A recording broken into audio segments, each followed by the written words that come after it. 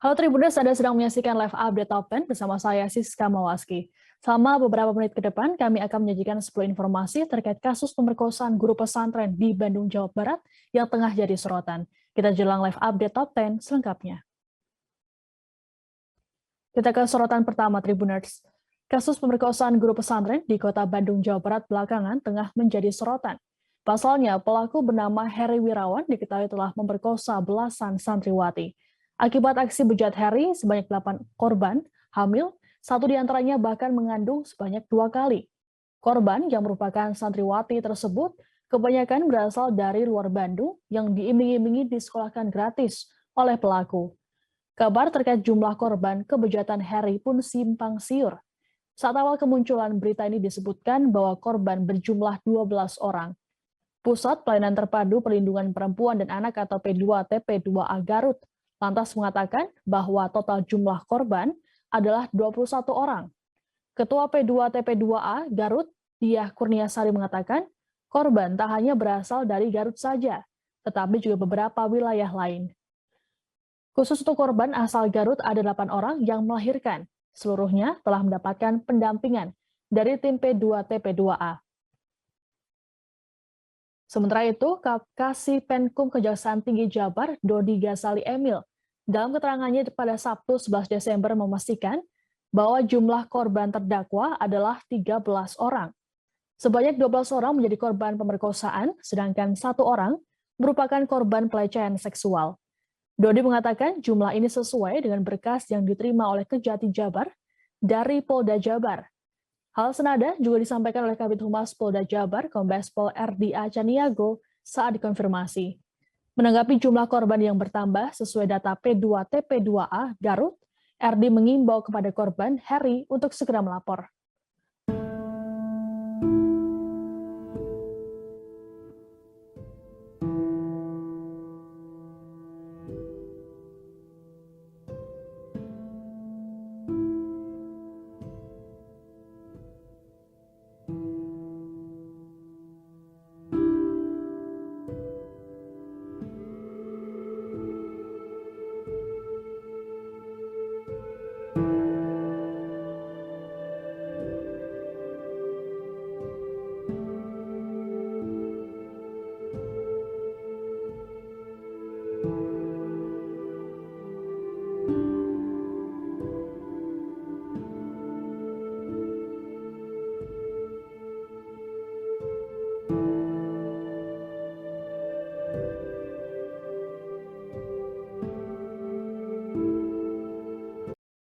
Aksi bejat Heri Wirawan menuai kecaman dari masyarakat hingga sejumlah tokoh. Total ada 8 anak yang harus melahirkan imbas perbuatan tak senonoh Heri Wirawan. Berdasarkan data Kejati Jabar, total ada 13 orang yang menjadi korban pemerkosaan dan pelecehan seksual. Peristiwa ini diketahui dilakukan dalam periode 2016 hingga 2021. Banyak yang menduga bahwa istri Heri tahu bahkan terlibat dalam kasus ini. Namun dari hasil persidangan, pihak Kejati Jabar menyatakan istri Heri tidak terlibat dalam kasus tersebut. Hal ini disampaikan oleh PLT Asisten Pidana Umum Kejati Jabar, Riono, saat dikonfirmasi pada Jumat 10 Desember. Riono memastikan istri Heri tak mengetahui aksi bejat yang dilakukan suaminya. Untuk melancarkan aksinya, Heri diketahui tak hanya melakukannya di satu tempat saja. Kasus ini sekarang telah dilimpahkan ke Pengadilan Negeri Bandung pada bulan November untuk disidangkan. Atas perbuatannya, Heri Wirawan terancam pidana penjara 20 tahun.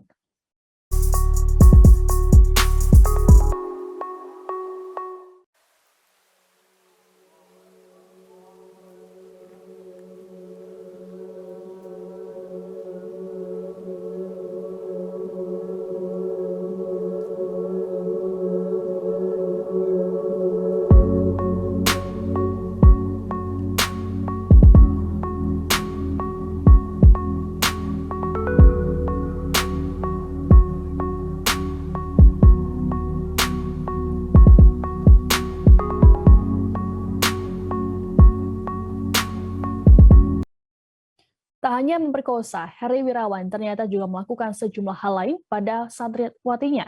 Heri juga mengeksploitasi para korban demi keuntungannya. Pelaku diketahui merupakan pengurus pondok pesantren Madani Boarding School di Cibiru, Bandung, Jawa Barat. Sekretaris RT setempat, Agus Tatang, mengatakan bahwa para santriwati di tempat tersebut dipekerjakan sebagai kuli bangunan. Hal ini dilakukan selama proses pembangunan pesantren tersebut. Agus mengungkapkan bahwa murid di pesantren tersebut seluruhnya adalah perempuan. Tak hanya jadi kuli bangunan, dana program Indonesia Pintar atau PIP yang seharusnya jadi hak korban juga diambil pelaku. Wakil Ketua Lembaga Pelindungan Saksi dan Korban atau LPSK Livia Istania DF Iskandar mengungkapkan hal ini disampaikan oleh saksi. Tak cukup sampai di sini, bayi hasil pemerkosaan juga dimanfaatkan oleh Harry untuk meminta dana bantuan sejumlah pihak. Bayi-bayi tersebut diakui sebagai anak yatim piatu. Sementara itu, dihubungi terpisah, kuasa hukum korban, Yudi Kurnia, menjelaskan bahwa para santriwati tidak belajar 100% di tempat tersebut. Para korban hanya ditugaskan membuat proposal yang digunakan untuk menggalang dana. Selama para korban berada di pesantrennya, Harry selalu melarang untuk pergi keluar rumah sendiri. Harry akan mengantar para santriwatinya apabila akan berbelanja. Selain itu, para santriwati juga dilarang untuk berbicara dengan tetangga.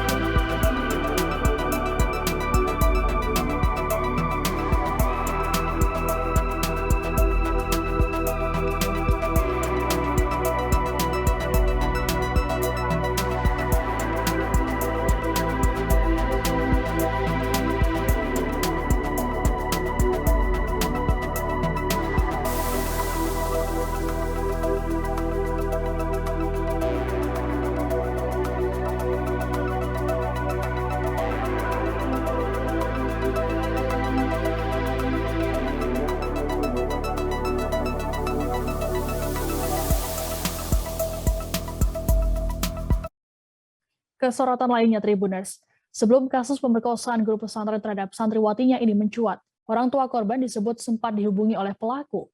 Menurut ayah korban berinisial YY, pelaku Harry Wirawan memintanya untuk tak melaporkan kasus ke polisi. Agar YY urung membuat laporan, Harry disebut menawarinya sejumlah uang. YY mengatakan meski dirinya berulang kali menolak permintaan pelaku, Harry terus meneleponnya. Anak YY termasuk santriwati yang melahirkan akibat aksi bejat Harry. Tak hanya menawari sejumlah uang, Harry disebut juga selalu menanyakan keberadaan YY. Untuk menindaklanjuti kasus ini, YY lantas menghubungi saudaranya yang tergabung dalam lembaga bantuan hukum di Garut. Pria tersebut kemudian resmi melaporkan Harry pada 18 Mei 2021. Pria tersebut menceritakan peristiwa naas itu diketahuinya saat sang putri pulang 3 hari sebelum Lebaran. Kala itu, anak YY meminta ditemani untuk ke kamar mandi. Pria 44 tahun itu mengaku curiga dengan gerak-gerik sang anak. Setelah mendatangi seorang tokoh agama untuk berkonsultasi, barulah putri YY membongkar aksi bejat Harry. Kini, putri YY sudah melahirkan dan anaknya berusia 1,5 tahun. Dari cerita sang anak, pelaku selalu memaksanya melakukan hubungan badan. Meski selalu menolak, korban ditarik oleh pelaku hingga bajunya robek.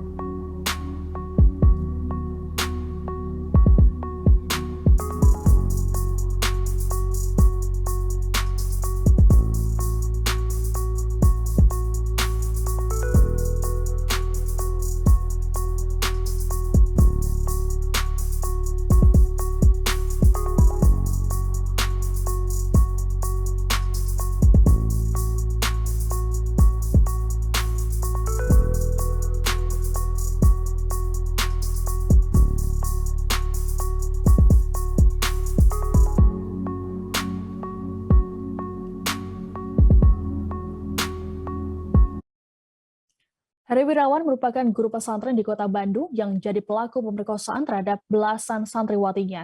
Dari hasil penyelidikan, pelaku memulai aksinya sejak 2016 hingga 2021.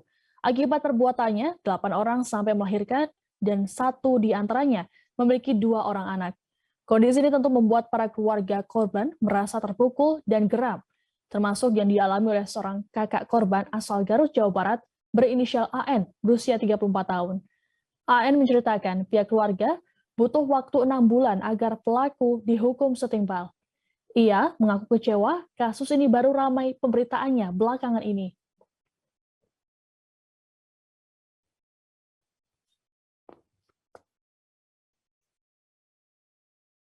Menurutnya, selama 6 bulan berjalan, dirinya kesulitan mendapatkan informasi terkait proses hukum yang berjalan. Terlebih, dirinya tak memiliki kenalan di Bandung yang dapat memberikan informasi perkembangan kasus. Meski begitu, kini AN bersyukur kasus ini sekarang viral.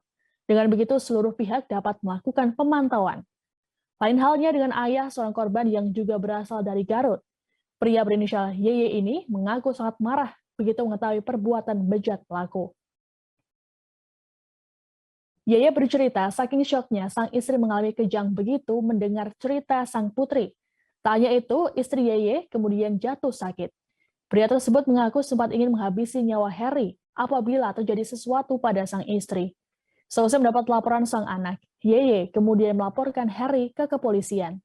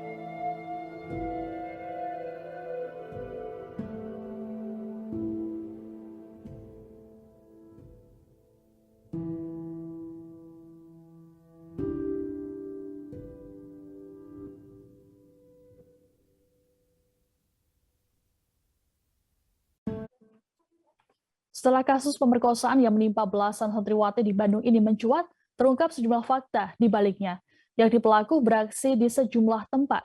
Tanya itu pelaku bahkan menyediakan tempat khusus selama hamil dan melahirkan. Disebutkan tempat tersebut berlokasi di rumah yang disebut base camp di wilayah Cibiru, Bandung, Jawa Barat.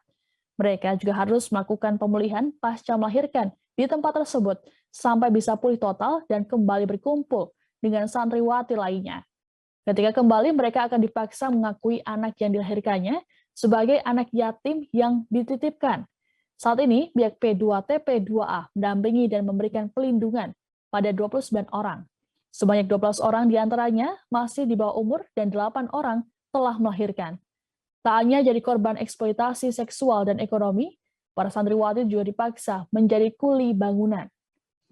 Ya pasti ada kepaksaan. Keterpaksaan. Keterpaksaan, tapi kan mereka tidak bisa untuk berontak karena mereka masih belajar di lingkungan itu.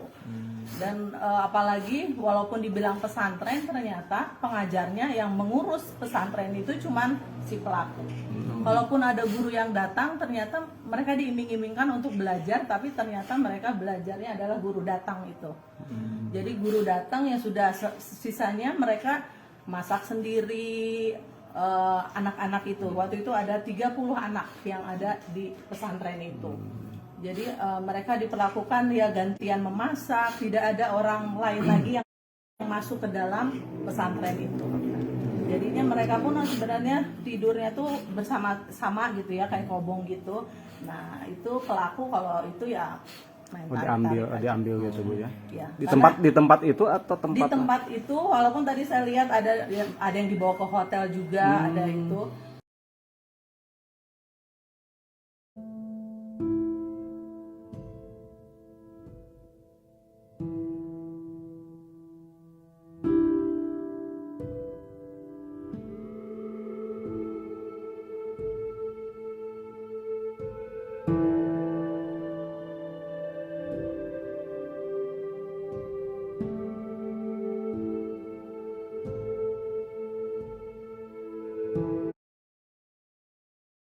Aksi bejat pelaku juga membuat para keluarga korban merasa terpukul dan geram, termasuk yang dialami seorang kakak korban asal Garut, Jawa Barat berinisial AN.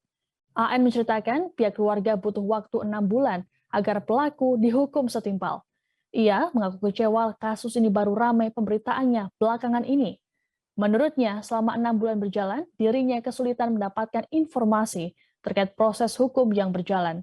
Terlebih dirinya tak memiliki kenalan di Bandung yang dapat memberikan informasi perkembangan kasus. Meski begitu, kini AN bersyukur kasus ini sekarang viral. Dengan begitu, seluruh pihak dapat melakukan pemantauan. Lain halnya dengan ayah seorang korban yang juga berasal dari Garut. Pria berinisial YY ini mengaku sangat marah begitu mengetahui perbuatan bejat pelaku.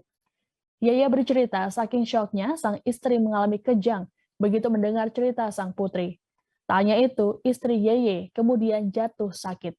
Pria tersebut mengaku sempat ingin menghabisi nyawa Harry apabila terjadi sesuatu dengan sang istri. Seusai mendapat laporan sang anak, YY kemudian melaporkan Harry ke kepolisian.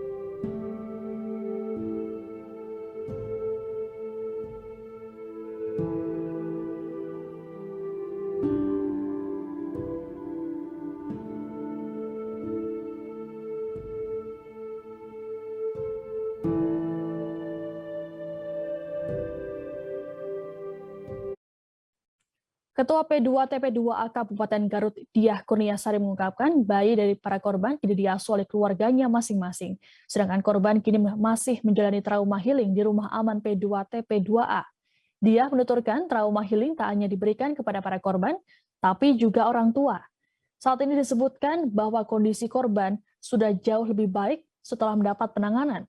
Rata-rata korban berusia 13 hingga 15 tahun. Para korban yang masih terikat kekerabatan tersebut menimba ilmu di pesantren pelaku. Korban juga diberi pemahaman bahwa harus menaati guru. Seorang korban baru berusia 14 tahun ketika melahirkan anak keduanya pada November 2021 lalu. Anak pertama korban berusia 2,5 tahun. Pihak P2TP2A Kabupaten Garut menyatakan siap membantu apabila korban tak sanggup merawat. Namun, para korban mengaku tak ingin dipisahkan dengan anaknya. Tak hanya asal Garut, ada pula korban yang berasal dari Tasikmalaya.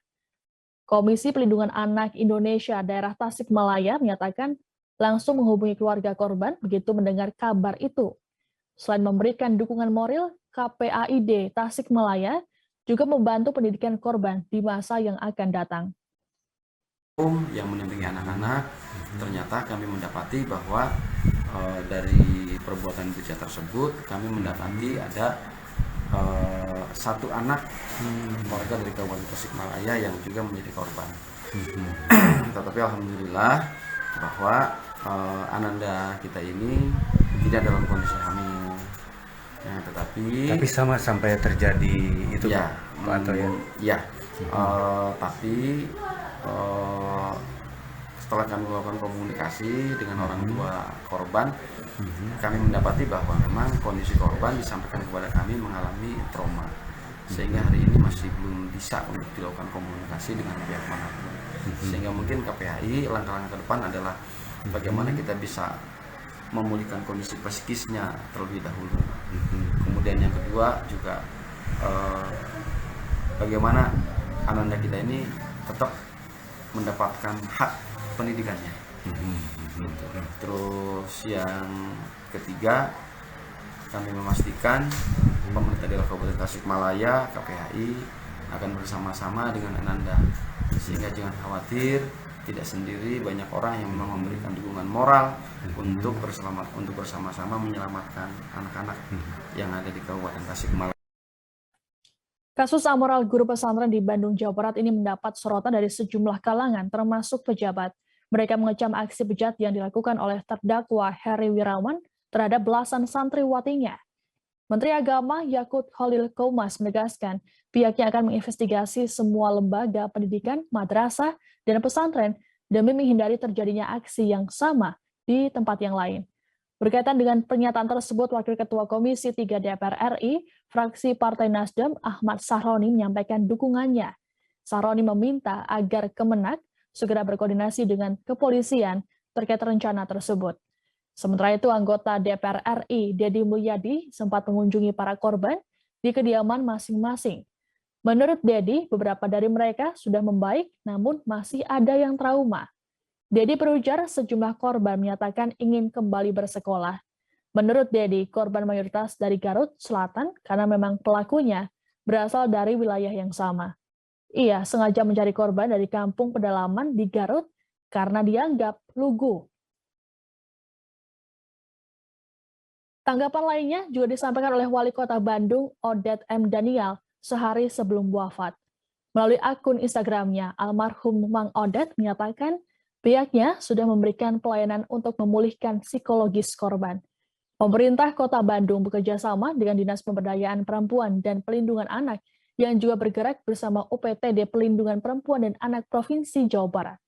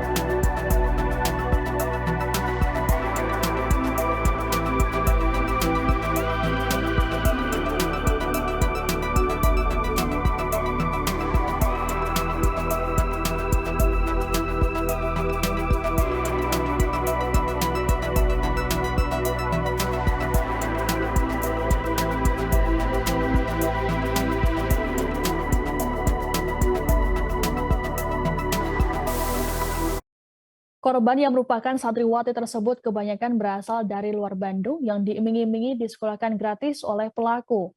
Kabar terkait jumlah korban kebejatan Heri pun simpang siur. Saat awal kemunculan berita ini disebutkan bahwa korban berjumlah 12 orang. Pusat Pelayanan Terpadu Pelindungan Perempuan dan Anak atau P2TP2A Garut lantas mengatakan bahwa total jumlah korban adalah 21 orang. Ketua P2TP2A Garut, Diah Kurniasari mengatakan, korban tak hanya berasal dari Garut saja, tetapi juga beberapa wilayah lain. Khusus untuk korban asal Garut ada 8 orang yang melahirkan. Seluruhnya telah mendapat pendampingan dari tim tim P2TP2A. Sementara itu, Kasih Penkum Kejaksaan Tinggi Jabar, Dodi Ghazali Emil, dalam keterangannya pada Sabtu 11 Desember memastikan bahwa jumlah korban terdakwa adalah 13 orang. Sebanyak 12 orang menjadi korban pemerkosaan, sedangkan 1 orang merupakan korban pelecehan seksual. Dodi mengatakan jumlah ini sesuai dengan berkas yang diterima oleh Kejati Jabar dari Polda Jabar. Hal senada juga disampaikan oleh Kabid Humas Polda Jabar Kombes Pol RDA Caniago saat dikonfirmasi. Menanggapi jumlah korban yang bertambah sesuai data P2 TP2 Garut, RD mengimbau kepada korban Harry untuk segera melapor.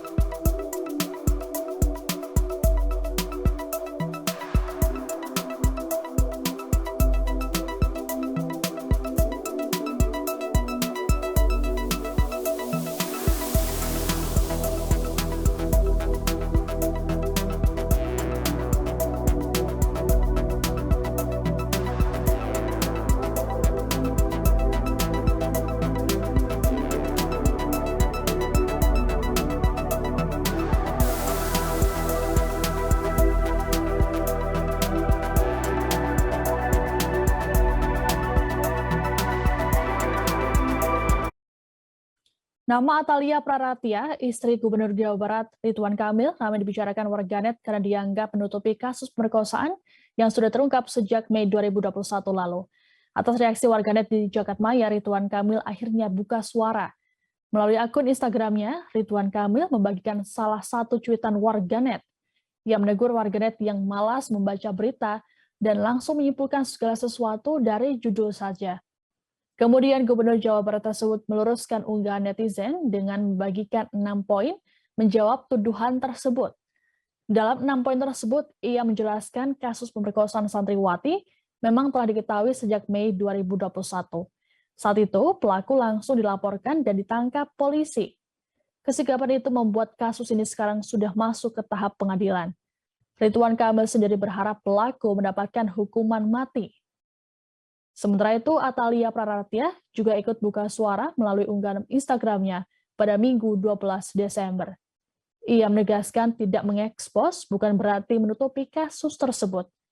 Bunda Forum Anak Daerah atau FAD Provinsi Jawa Barat itu menjelaskan, publikasi di media justru akan membuat psikologi para korban terguncang. Ia memahami kemarahan warganet terhadap kasus ini. Untuk itu, Atalia meyakinkan publik bahwa saat ini Polda Jabar, UPTD PPA Jabar, P2 TP2A Kota Kabupaten, Kejaksaan Tinggi, LPSK, dan beberapa pemangku kepentingan lainnya tengah bekerja dengan profesional. Hal ini dilakukan untuk mengusut tuntas kasus ruda paksa yang dilakukan oleh Harry Wirawan.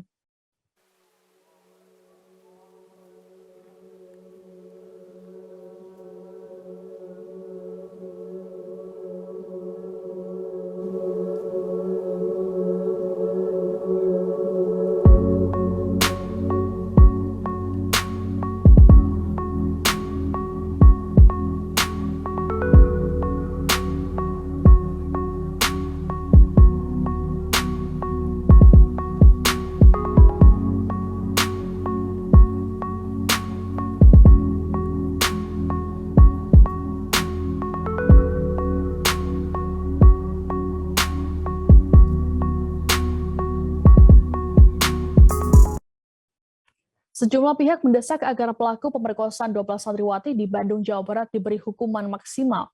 Satu di antaranya datang dari Ketua Komisi 3 DPR RI, Yandri Susanto. Yandri menilai tindakan Heri Wirawan sangat keji bahkan tidak bisa diterima oleh akal sehat. Pasalnya, Heri telah memperkosa 12 santriwatinya hingga 9 bayi telah dilahirkan. Sehingga Yandri meminta agar pelaku dihukum penjara selama 20 tahun. Tidak hanya itu, Yandri juga mendorong supaya pelaku dijatuhi hukuman kebiri.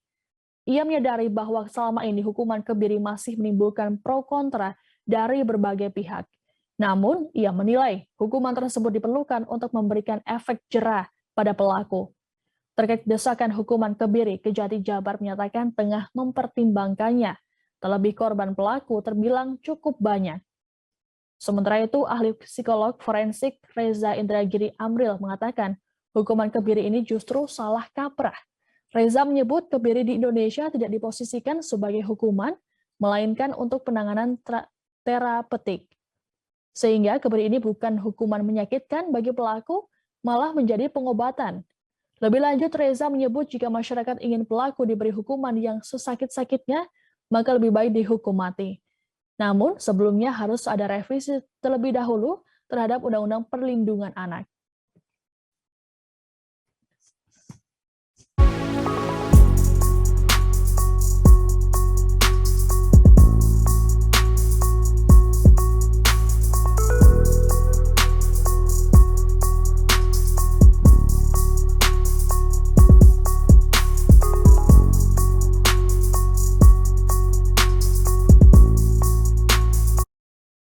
Informasi tadi sekaligus menutup jumpa kita dalam live update Top 10. Jangan lupa untuk terus perbarui informasi Anda hanya di kanal YouTube Tribun News. Saya Siska Mawaski pamit undur diri. Terima kasih dan sampai jumpa. Jangan lupa like, subscribe, dan share ya!